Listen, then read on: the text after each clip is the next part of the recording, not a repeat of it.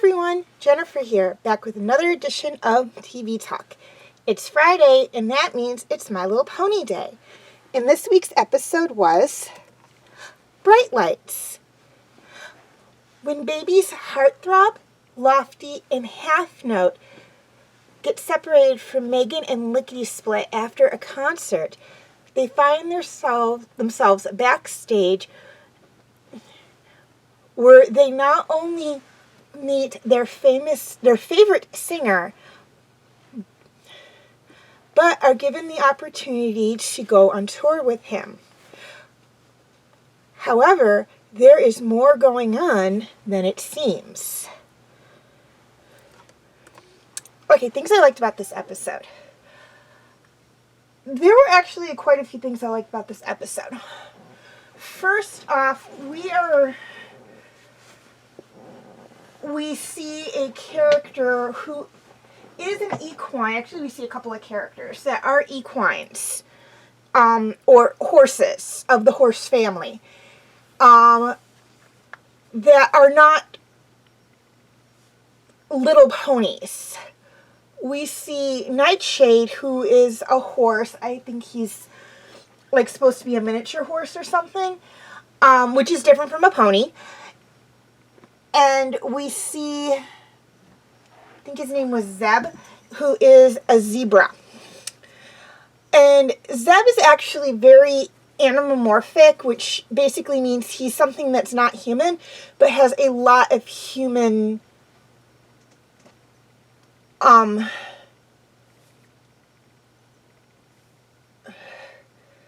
things placed on him. He does not walk on four legs like Nightshade does, or the little ponies do, or even the flutter ponies. He walks upright. He does use his hooves as his front hooves as hands. They aren't hands, but he does use them in that aspect. Although, the ponies and Nightshade do as well. And he does wear clothes. Now, Nightshade does wear clothes as well. He wears a jacket and like a little ascot thing. And we have seen Heartthrob wear clothes as well. But where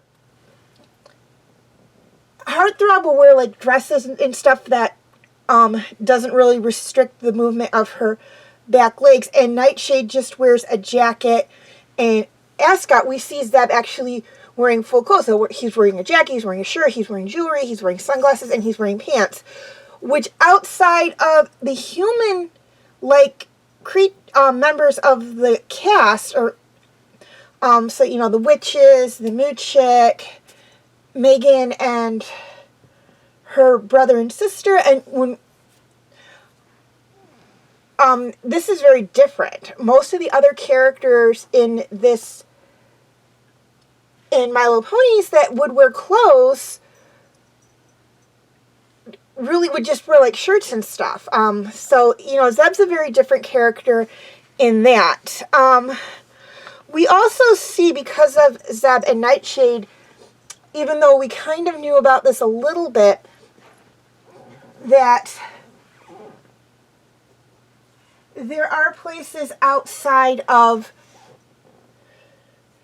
Dream Valley. We did know about this to a degree because we have seen Furbavia in the end of Flutter Valley. We've seen Flutter Valley in the end of Flutter Valley and in the My Little Pony movie. We've seen the Mushroom on a couple of occasions. And we know from the Ghost of Paradise Estate that the Pluma and her people came from somewhere else on this side of the rainbow, where the ponies live. So we know there are other lands out there. So that's nothing new, but we know that these other lands have equine creatures. It's not just Dream Valley.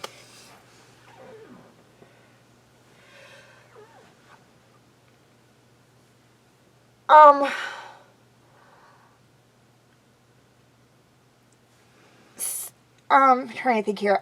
So also we do see the danger of wandering off, because basically what happens is, and this isn't really spoiler because it's near the beginning of the episode, baby Heartthrob decides, because of an incident that happened at the concert, she's going to go get a new ice cream cone for Lickety Split, and baby Lofty and baby Half Note go with her. Now, right there, that's really not something that should have been done. Megan and Lickety Split should have gone with them. Of course, then we wouldn't have had an episode. Because that is a good way to not only get lost, but for children to be taken, as we see in the episode. Now, number one, if they had gone with them, we wouldn't have had the episode. Number two, you get the feel throughout this episode that despite the problems they have with the witches and all the other creatures that they come into contact with, Dream Valley is still relatively a very safe place to live. The ponies go off, they have fun. The baby ponies really don't have like a nursemaid really looking after them constantly. Several of the adults will come in and they will check on them, they will keep an eye on them, they will tell them when it's time to take their naps and all that. But for the most part, the baby ponies basically are able to have a fun, carefree life and whatnot. So that in itself is basically, again, that's part of why the three babies were kind of allowed to go off on their own and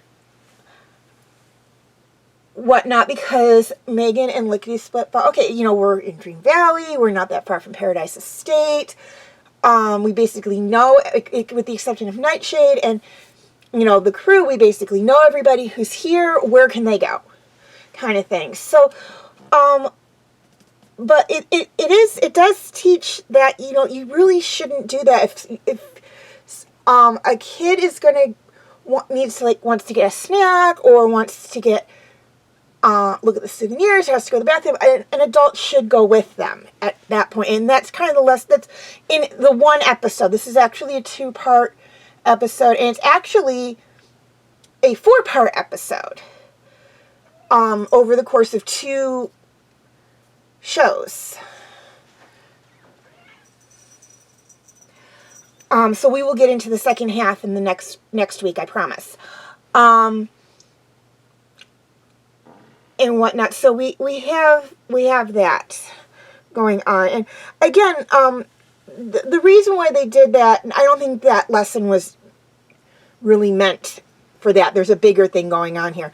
They did that because they needed a reason to get Megan and the ponies involved in what was going on, and having the baby ponies disappear was the perfect opportunity. And we'll talk more about that in the next episode, I promise. Okay, things I didn't like about this episode. Really not a lot I didn't like about this episode. I did mention about what happened with the baby ponies at the concert, and that is something I don't really approve of. Being an aunt with a young niece, it's not something I really approve of. I'm like, children, when they are somewhere like that, they should have an adult with them at all times. But again, you had to look at the plot line, and they needed the baby ponies to disappear to get the other ponies involved. And again, we'll talk more about that in next week's episode, I promise. Okay, feel free to check out my related pony videos.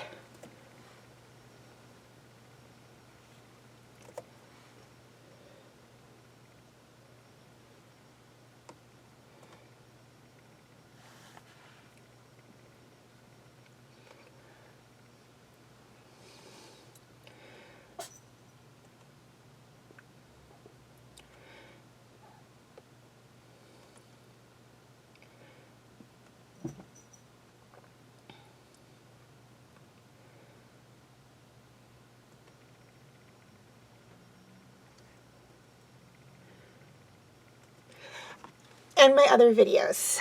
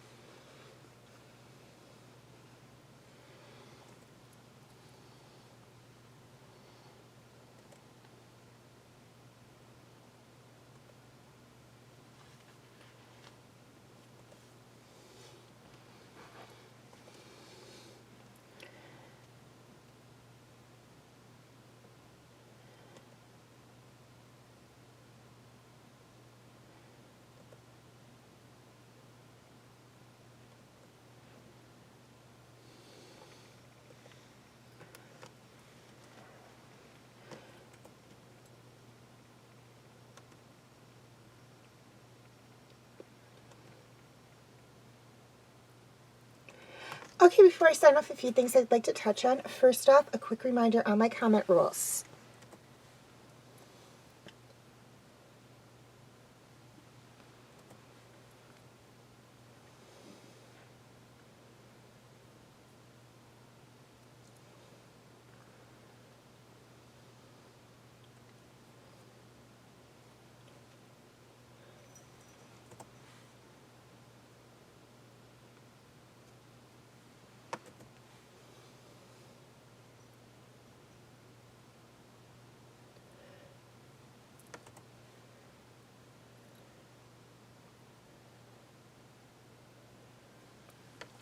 Okay, please leave your comments and questions in the comment section. I do love to read those. Also, feel free to follow me on Wattpad, Tumblr, Instagram, and Twitter. I do have my name for those 4 sites right there on the screen, as well as the pictures I use for the icons. Please note that all pictures seen within this video do belong to their respected artists. I own absolutely nothing. And the links for any sites mentioned in this video will be in the description section. Okay, YouTube subscribers. Any of my videos that are not on YouTube are on my Facebook page. Facebook friends, basically the same deal. Any of my videos that are not on Facebook are on my YouTube channel. And to anyone who's interested, you can feel free to check out my Facebook group, Fanfic Corner. Okay, please like and share if you're watching on Facebook, or like and subscribe if you haven't already, if you're watching on YouTube.